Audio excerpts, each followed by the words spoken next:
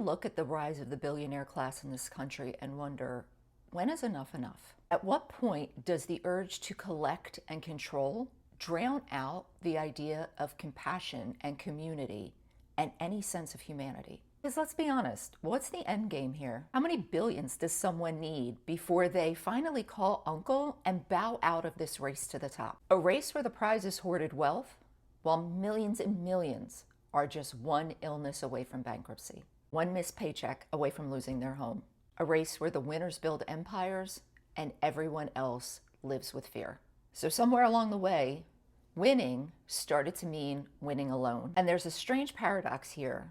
The more someone gains, the smaller the world around them becomes. Wealth can create distance.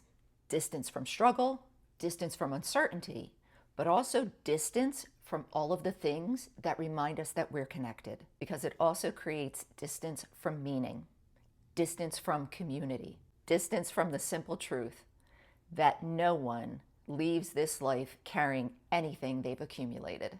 After more than 30 years in education, I have learned that firsthand. The people with the least are almost always the first to give. I've watched kids share lunch without hesitation.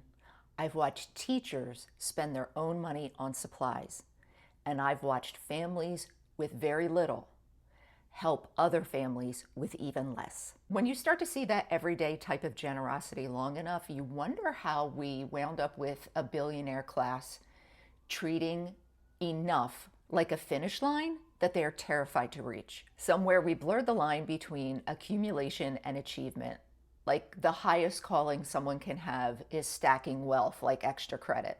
And money can insulate you, but it can't save you from the things that humble us all. Illness, loss, aging, grief, the limits of being a human.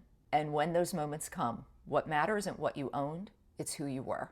Legacy isn't built from accumulation, it's built from intention, from compassion, from the imprint that you leave on people around you, not the footprints that you leave on their back. History remembers that impact, not the bank accounts. So maybe the question isn't how much can one person take, but what remains when everything you've taken no longer matters. So what would happen if you finally decided to give?